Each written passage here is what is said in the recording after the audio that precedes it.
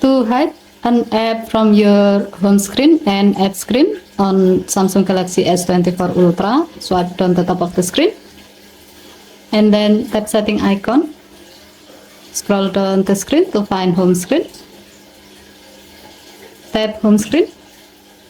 Alternatively, you can go to this menu by long tapping on another area on your home screen so that you can go to the home screen edit screen and then select setting.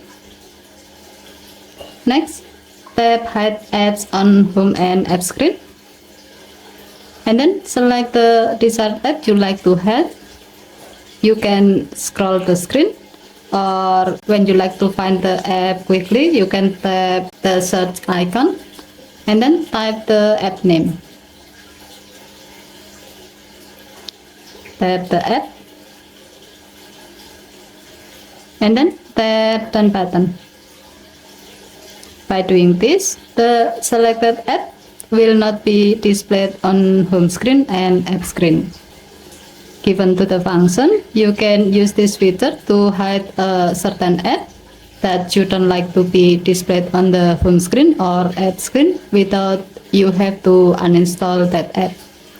Okay, thank you for watching. Please help to like and subscribe. Have a nice day.